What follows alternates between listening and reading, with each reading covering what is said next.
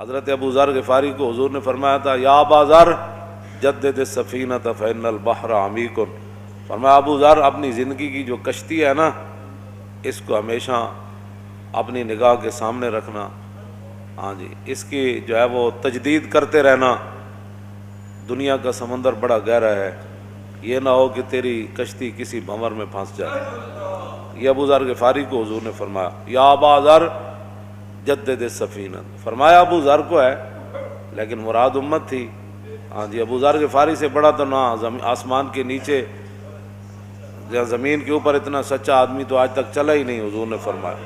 اور جو اتنے متوکل تھے کہ جو صبح کا کھا کر شام کا رکھنا بھی خلاف توکل سمجھتے، ان کو حضور نے فرمایا یا ابا ذر جدد السفینۃ فإن البحر عمیق، فرمایا اپنی کشتی جو ہے اس کو ہمیشہ اپنی نگاہوں کے سامنے رکھنا، یہ نہ ہو کہ دنیا کے سمندر میں تیری کشتی پھنس جائے۔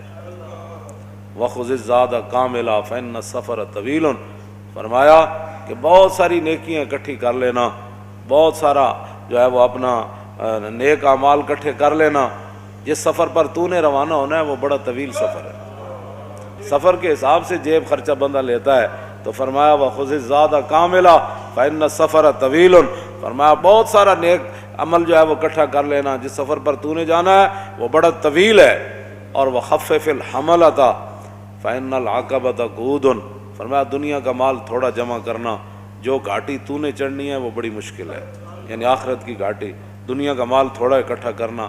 وَأَخْلِصِ الْعَمَلَ فَإِنَّ النَّاقِدَ بَصِيرٌ، فرمایا عمل خالص کرنا، اس لیے کہ جس کے ساتھ تیرا سودا ہونا ہے نا وہ مال دیکھ کر لیتا ہے۔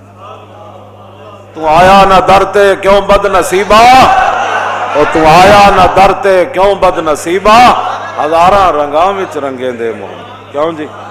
اور ہمارے بزرگوں نے لکھا ہے، یہ روایات کے اندر یہ روایت موجود ہے کہ جب حلیمہ سعدیہ آئی نا پچھلے ٹائم، تو جب نبی علیہ السلام چشمان مبارک بند تھیں، تو جب وہ قریب ہوئی نا تو حضور نے جتنی بھی پہلے آئیں مبارک آنکھیں نہیں کھولی، لیکن جب وہ قریب آئی نا تو حضور نے آنکھیں کھول دی، حضور نے آنکھیں کھول دی، اور کھول کر حضور مسکرا بھی پڑے، اور ان کو بتایا امی جان میں تو صبح کا انتظار کر رہا تھا، آپ ابھی آئی ہیں، بس اتنی جنوں تسی نہیں چاہیا میں تے چاہی وینی ہاں، اور ساڑھے پنجابی دے شاعر کہندے جنوں تسی نہیں چاہیا میں تے چاہی وینی ہاں، لا لامنا دا میں تے نال لائی وینی، کیوں جناب؟ انہوں نے کہا حلیمہ سوار بدلیا کہ سواری بدلی؟ انہوں نے کہا نہیں سواری نہیں بدلی، سواری تو یہ سوار بدلیا۔ صدیوں پہلے حضرت حسان نے حضور کے سامنے یہ فیصلہ کر دیا کہ یا رسول اللہ میں آپ کی تعریف کر کے آپ کی شانیں نہیں بڑھاتا، بلکہ آپ کی تعریف کر کے اپنی شان بڑھاتا۔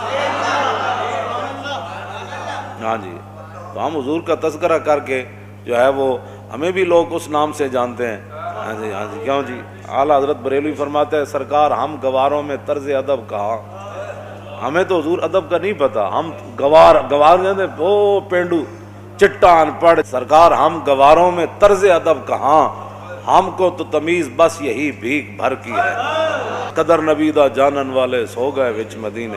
اعلیٰ حضرت کہتے ہیں حضور سانو اتنا پتہ ہے کہ جس شاید بھی لوڑ ہوئے ایسا بھیک تواڈے کول منگنا۔ اقبال کہندا چون شفت اندیشہ قوم خراب نا سرا گردت بدستش سیم ناب، اقبال کہندا جس ویلے قوم دیاں فکراں تے سوچا مر جان نا انہاں دے ہاتھ سونا بھی دیو نا تو مٹی ہو جاندا، ہاں جدوں انہاں دی فکراں تے سوچاں جدوں مار دتیاں گی، کیوں جی؟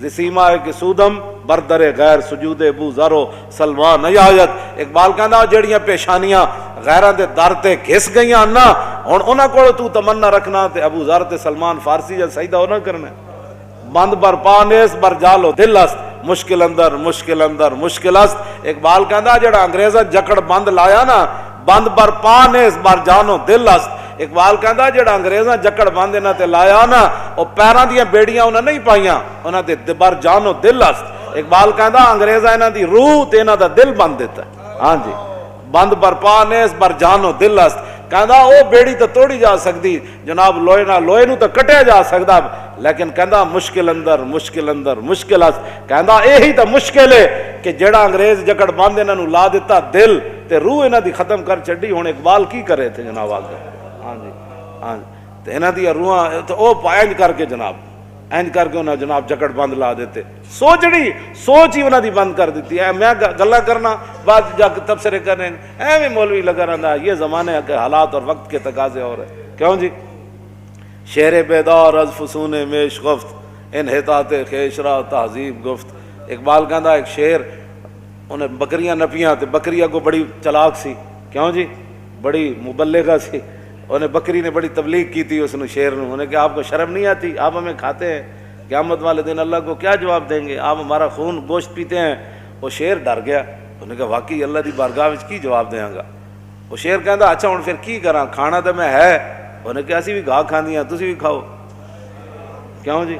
ہاں اقبال کہندا وہ شعر بیڑا نال گاہ کھان لگ پیا۔ ایک بندہ کوڑ گزریا تو انہیں ویکھیا وہ شعر بکریاں پہ چرے، وہ کھڑا ہو گیا، انہیں کہا شعرا تینوں کی ہویا؟ انہوں نے کہا ایک بھیڑ آئی سی انہیں میں نے تبلیغ کی سی۔ ہاں جی، تو انہیں کہا جلیا تیرا کام نہیں، جا کے گوشت کی لذت لے۔ جدوں شیر جھپٹ ماری بکری نو دم تے گسا بیٹھا سی۔ 72 سال دین دا تساں انج کر کے ہن دین دی گل کریے تو دن تے تسی گسا بیٹھے ہو۔ او آیا او آیا او آیا او آیا، آوے ہی آوے جاوے ہی جاوے، دن تے تسی گسا بیٹھے۔ ہاں جی، فلانے دے نعرے وجن گے، فلانے دے نعرے وجن گے، تسی نعرے وجا کے دین دا کدی بھول کے بھی تسی نہ نہیں لیا۔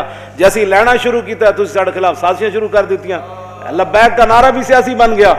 یہ سیاسی نعرہ نہیں ہے، بلکہ یہ لبیک کا نعرہ ہر لمحے رسول اللہ کے ساتھ تجدید وفا ہے، تجدید عہد ہے۔ ہاں جی، ہر وقت حضور کے ساتھ تجدید عہد ہے کہ یا رسول لبیک کا معنی ہے حضور میں بھی حاضر، میری اولاد بھی حاضر، میرا مال بھی حاضر، میری عزت آبرو بھی آپ پر قربان ہونے کے لیے حاضر۔